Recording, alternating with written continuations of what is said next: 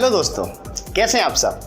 आज मैं physical chemistry का बहुत ही ज़्यादा इंपॉर्टेंट चैप्टर आप लोगों के सामने लेकर आया हूं, जिस चैप्टर का नाम है रासायनिक बलगतिकी। चलिए देखते हैं इसमें क्या क्या इंपॉर्टेंट है।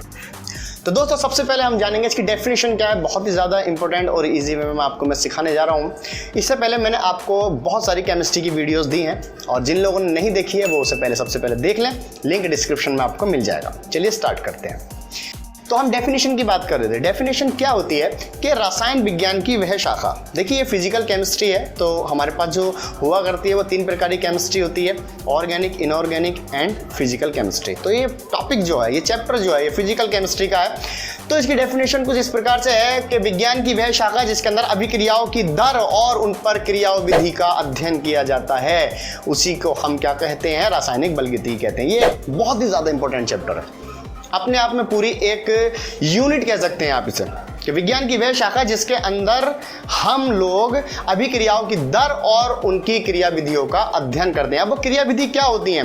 क्रिया विधि आप लोगों की हो सकती है इसमें कि सांद्रण हो सकता है, आपका अभिकारकों का ताप हो सकता है, दाब हो सकता है, उत्प्रेरक की स्थिति होती है। इन सब का प्रभाव हमारा क्या पड़ता है एक रिएक्शन के ऊपर, इस बारे में हम आज चर्चा करने वाले हैं। तो ये इसकी डेफिनेशन है, बहुत ज्यादा आसान है, आप लोग लिख सकते हैं वीडियो को पीछे करके। ठीक है, आगे बढ़ते हैं। तो दोस्तों मैंने आप लोगों के लिए डेफिनेशन को बोर्ड पे लिख दिया है, आप इसे पढ़ सकते हैं, देख सकते हैं और लिख भी सकते हैं। रसायन विज्ञान की वह शाखा जिसमें अभिक्रिया की दर और क्रिया विधि का अध्ययन किया जाता है, रासायनिक बलगतिकी कहलाती है।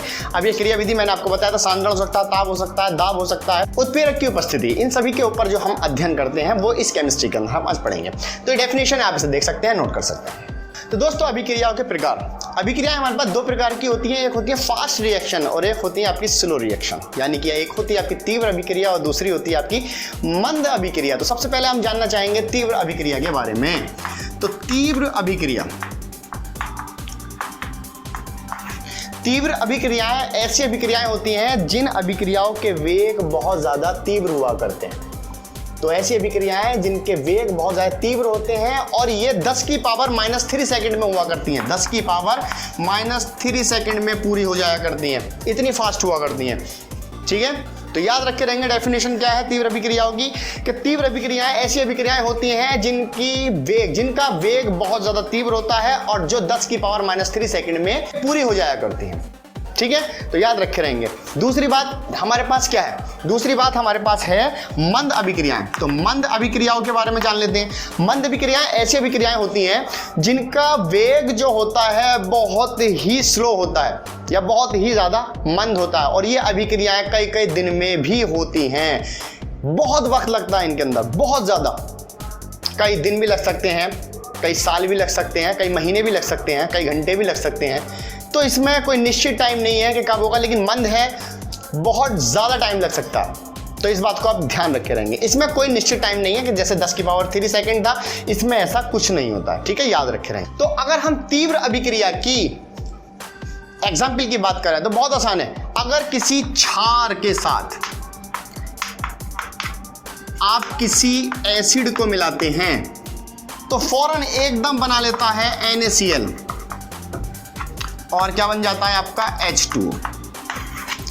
ये क्रिया बहुत ज्यादा फास्ट होती है। यदि आप किसी बेस को किसी एसिड के साथ मिक्सअप करते हैं या मिलाते हैं या रिएक्ट कराते हैं तो आपका सबसे पहले क्या बनता है? सॉल्ट बनता है और क्या निकलता है? जल निकल जाता है। तो सॉल्ट ये इतनी जल्दी से बना लेता है, इसीलिए इसको हम तीव्र अभिक्रिया के एग्जाम्पल में रखा करते हैं। अच्छा, हमारे पास एक एग्जाम्पल और होता है, देखिए वेरी स्लो रिएक्शंस जो कि बहुत दिन में होती है, जैसे कि आपका लोहे पर जंग लगना एक बहुत ही ज्यादा स्लो रिएक्शन का एग्जाम्पल है, बहुत ज्यादा। और इसके अलावा क्या हो सकता है सर? इसके अलावा ये हो सकता है कि H2 और हाफ O2 क्या बनाते हैं? H2O। ये भी बहुत फास्ट नहीं है, वेरी स्लो, बहुत ज्यादा स्लो होती है ये रिएक्शन भी, बहुत ज्यादा स्लो। हाइड्रोजन और ऑक्सीजन का एक परमाणु मिलकर क्या बनाते हैं? जल बनाते हैं, बहुत स्लो होता है इसकी रिएक्शन।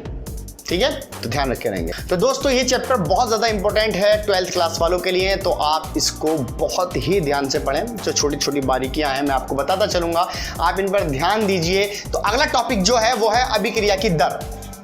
तो रेट ऑफ रिएक्शन क्या हुआ करता है, सबसे पहले इसके बारे में जानते हैं। रेट ऑफ रिएक्शन डेफिनेशन क्या होगी? बहुत ही आसान है कि इकाई समय अंतराल में इकाई समय अंतराल में, आप साथ साथ नोट कर सकते हैं, इकाई समय अंतराल में अभिकारक और उत्पाद की सांद्रता में आए परिवर्तन को हम रेट ऑफ रिएक्शन कहा करते हैं। ठीक है, दोबारा सुन लीजिए। एकांक समय अंतराल में रिएक्टेंट एंड प्रोडक्ट, रिएक्टेंट यानी कि अभिकारक और आपका उत्पाद क्या होता है, आपका प्रोडक्ट हुआ करता है, की सांद्रता में आए परिवर्तन को हम क्या कहते हैं, अभिकारक का वेग कहते हैं, अभिकारक की दर कहते हैं, अभिकारक का वेग कहते हैं। ठीक है, याद रखे रहेंगे बात को। तो अभिक्रिया की दर मैंने डेफिनेशन बोर्ड पे लिख दी है, क्या है कि एकांक समय अंतराल, याद रखने वाली बात है, एकांक समय अंतराल में अभिकारक और उत्पाद यानी कि प्रोडक्ट की सांद्रता कॉन्सेंट्रेशन में आए चेंज को अभिक्रिया की दर कहते हैं, रेट ऑफ रिएक्शन कहते हैं। तो बात याद रखे रहेंगे, आप इसे देख लीजिए, जल्दी से उतार लीजिए, फिर उसके बाद में मैं कुछ आगे समझाता हूं। तो अब जो बात आ रही है, मैं आपको जो चीज मैंने आपको बताई है, अब मैं इसे ग्राफ से समझाना चाहता हूं। देखिए ग्राफ में क्या है कि एक हमारे पास रिएक्टेंट है, एक हमारे पास प्रोडक्ट है, एक अभिकारक है और एक उत्पाद है। देखिए बहुत ही सीधे एग्जाम्पल मैं आपको समझाता हूं, तो बहुत आसान एग्जाम्पल लेते हैं एक। देखिए मेरे पास में अभिकारक है, ये अभिकारक है, ये एक अभिकारक है, लेकिन ये क्या है, हमारे पास उत्पाद है। उत्पाद का मतलब प्रोडक्ट है हमारे पास, और ये हमारे पास रिएक्टर है, ये हमारे पास रिएक्टर है। रिएक्टर का मतलब होता है रिएक्ट करने वाले, आपस में रिएक्शन को आगे बढ़ाने वाले को हम क्या कहते हैं, रिएक्टर क्या करते हैं। तो देखिए क्या है, हम जानते हैं कि ये जहरीला होता है और ये भी हमारे पास क्या होता है, जहरीला होता है। मतलब अगर आप सोडियम को डायरेक्ट खाना चाहेंगे तो इंसान की मौत हो जाएगी, ऐसे अगर क्लोरीन को खाना चाहेंगे तो तब भी इंसान की मौत हो जाएगी। लेकिन अगर इन दोनों की क्वांटिटी को हम जोड़ दें आपस में, तो एक हमारे पास में बहुत ही हेल्थी, जो हमारी बॉडी के लिए बहुत ज़्यादा हेल्थी होता है, वो प्रोडक्ट बनकर तैयार होता है, जिसे हम किस नाम से जानते हैं, सॉल्ट के नाम से जानते हैं, नमक के नाम से जानते हैं। ठीक है, तो जरा देखते हैं बात को। देखिए जिस तरह से ये रिएक्टर था, एक रिएक्टर ये था, जब ये धीरे धीरे आपस में मिले होंगे, आपस में ये क्लोरीन, ये आपका सोडियम और क्लोरीन जब आपस में मिले तभी तो सॉल्ट बना।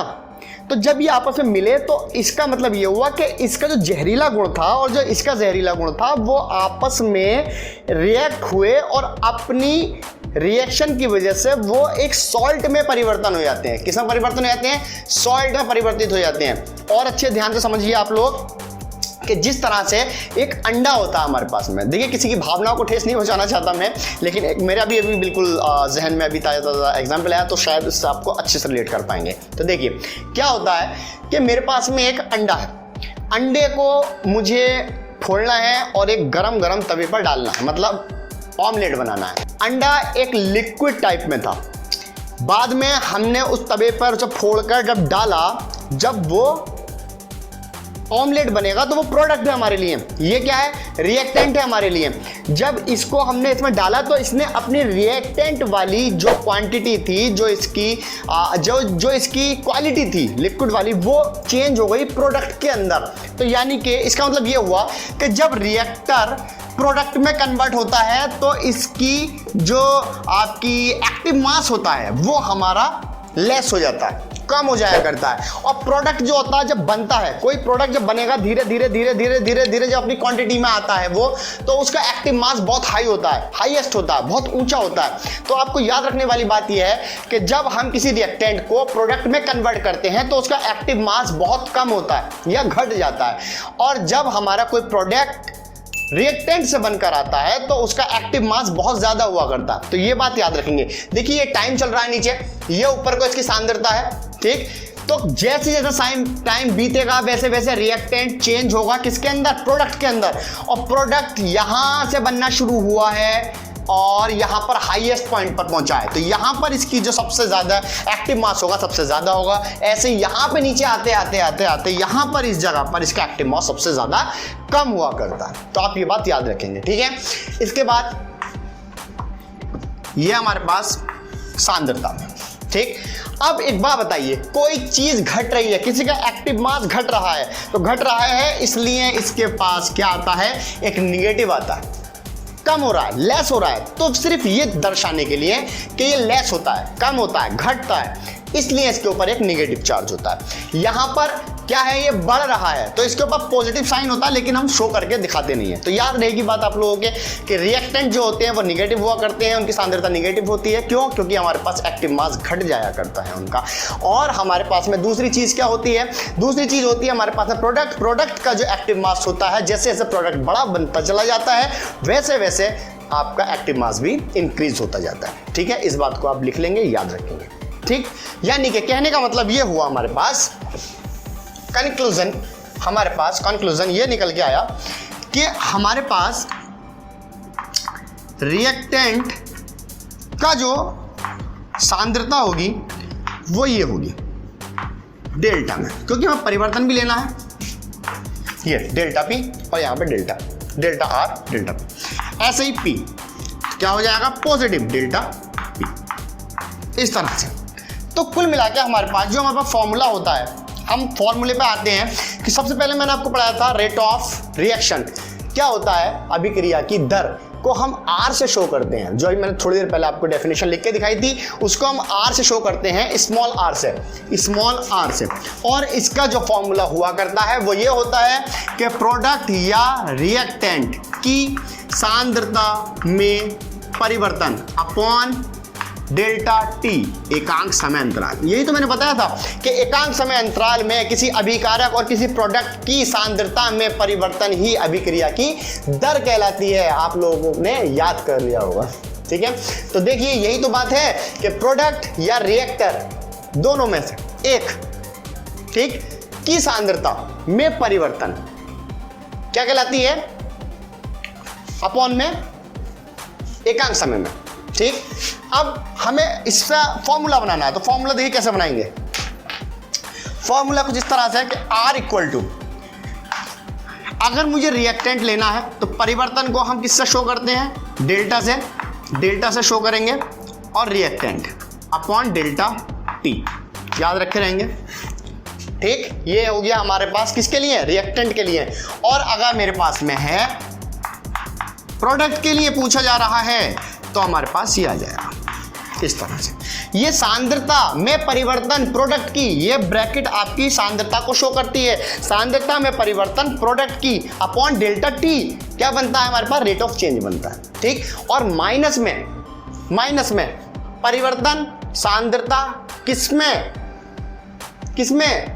अभिकारक में। तो अभिकारक की सांद्रता में परिवर्तन नेगेटिव साइन के साथ डेल्टा टी के साथ, याद रखे रहेंगे बात। तो क्वेश्चन किस तरह से आता है, तो जो हमारे पास में छोटा टॉपिक था इसके ऊपर देखते हैं हम क्वेश्चन किस तरह से बनता है। तो क्वेश्चन देखिए ऐसा बनता है, मान लिया मेरे पास में कोई रिएक्शन उसने दी है, ये दी है। अब वो मुझसे पूछेगा, ये हमारे पास सबसे पहले पता होना चाहिए रिएक्टेंट है, ये हमारे पास में प्रोडक्ट है। ठीक, ये रिएक्टर ये प्रोडक्ट, इधर वाले प्रोडक्ट इधर वाले रिएक्टर। ठीक, तो देखिए मुझसे पूछ रहा है कि ए का, वो इस तरह से पूछेगा कि ए का आर बताइए। आर क्या है, दर, अभिक्रिया की दर बतानी है हमें। ठीक, तो ए सबसे पहले ध्यान रखिए, ए कहाँ आ रहा है, ए रिएक्टेंट में आ रहा है, यानी कि रिएक्टर है। तो रिएक्टर, तो आर बराबर कैसे निकालते हैं, देखिए रिएक्टर के लिए मैंने फॉर्मूला बताया था आपका, minus delta R upon delta T, this.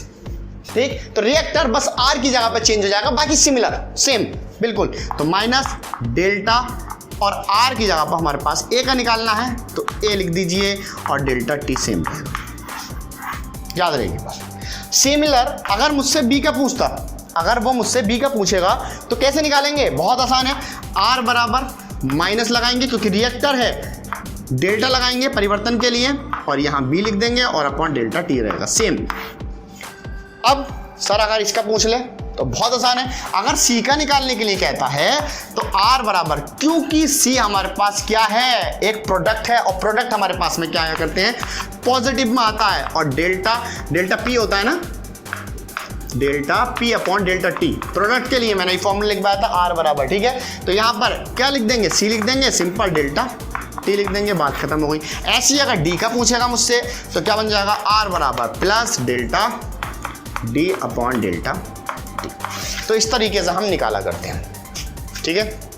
मान लेते हैं मेरे पास एक एग्जाम्पल और है, जैसे मान लेते हैं 3a प्लस के 2b equal to 5a plus 3b सी और यहाँ पे डी। मान लिया एक इक्वेशन इस तरह से हमारे पास दे रखी है, तो हम इस तरीके की इक्वेशंस को कैसे सॉल्व किया करते हैं, रेट ऑफ रिएक्शंस कैसे निकाला करते हैं। तो देखिए कैसे निकालते हैं।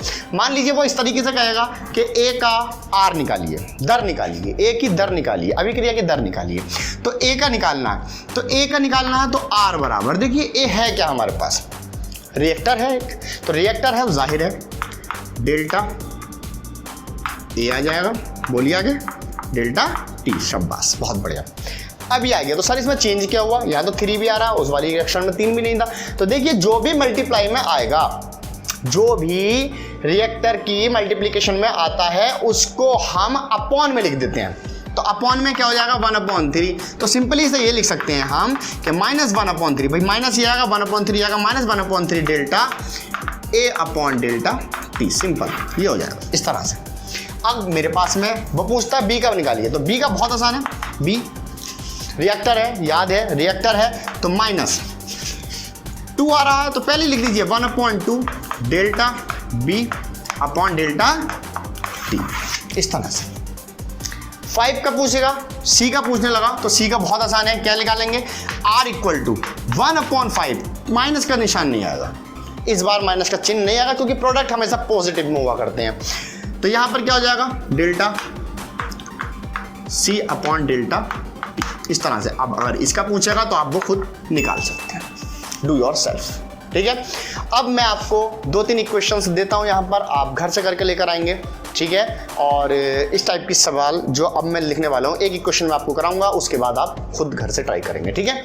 चलिए इसे रफ करते हैं। ओके, तो अब मेरे पास जो इक्वेशन है वो अमोनिया के लिए लेते हैं। देखिए कुछ इस तरह से, N2H2 बन गया NH3, बैलेंस करेंगे तो यहाँ पर आपके 2 हैं, तो यहाँ 2 आ जाएंगे, यहाँ पे 3 आ जाएंगे, 6 2 2 2, ठीक। बैलेंस के ऊपर नहीं सीख रहे हैं, हमें सिर्फ रेट ऑफ रिएक्शन निकालना है। तो देखिए अब मुझसे अगर कहेगा कि नाइट्रोजन का निकालिए, देखिए अगर उसने कहा है नाइट्रोजन के दर निकालना है, अभिक्रिया में नाइट्रोजन का आर निकालना है, तो देखिए नाइट्रोजन यहाँ पे 2 है, एक ये है और एक ये है, कंफ्यूज नहीं होना, ये NH3 है, ये अमोनिया है पूरा है, ये सिर्फ नाइट्रोजन है, तो केवल इसका निकालना है ना कि इसका निकालना है, ठीक है।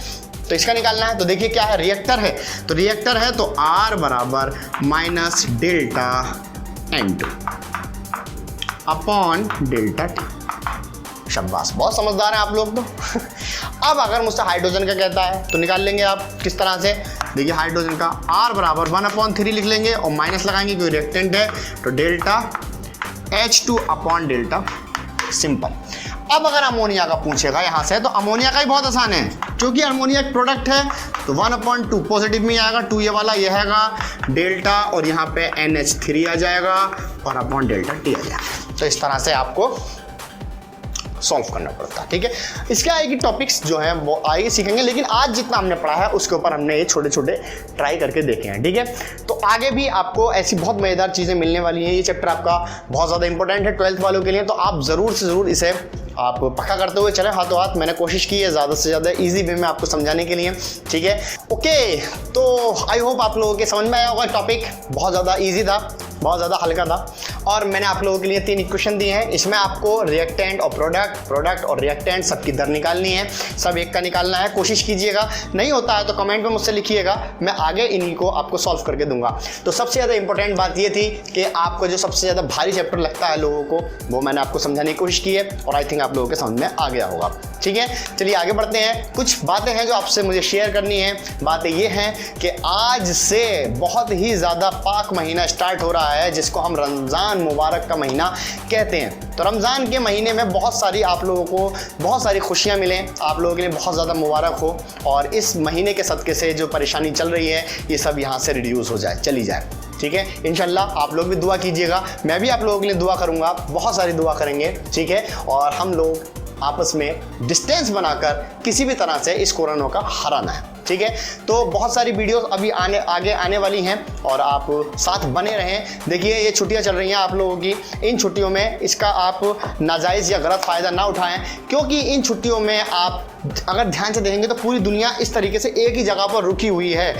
पूरी दुनिया एक जगह पर रुकी हुई है, तो यहाँ पर इस वक्त आगे वही निकलेगा जो अपने दिमाग में नॉलेज को क्या कर लेगा, एब्जॉर्ब करता रहेगा। तो अब जिस सब्जेक्ट से आपको सबसे ज़्यादा डर लगता है उस सब्जेक्ट पर आप कमांड बना सकते हैं। यही मौका है, क्योंकि दुनिया पूरी रुकी हुई है एक ही जगह पर। तो सबसे ज़्यादा आसान यही होगा आप लोगों के लिए कि आप अपनी स्टडी पे ध्यान लगाएं और जो सब्जेक्ट आपको, चाहे वो केमिस्ट्री हो, चाहे मैथ हो, चाहे फिजिक्स हो या बायो हो या कोई भी एनीथिंग, जो भी सब्जेक्ट आपको सबसे ज़्यादा हार्ड लगता है आप उस पर कॉन्सेंट्रेट करें, उसको अपनी कमजोरी ना बनाएं, उसको अपनी स्ट्रेंथ बनाएं, ताकत बनाएं। ठीक है, तो मिलते हैं एक नई वीडियो में बहुत जल्दी, इंशाल्लाह मैं बहुत जल्दी लेकर आऊँगा इससे आगे की वीडियोज़। तब तक के लिए आप जो मेरी पीछे की वीडियो हैं उनको जरूर देखें, लिंक डिस्क्रिप्शन में आपको मिल जाएगा। अगर वीडियो अच्छी लगी हो तो चैनल को सब्सक्राइब करें, वीडियो को लाइक करें और शेयर करना बिल्कुल ना भूलें। और चलते हैं हम।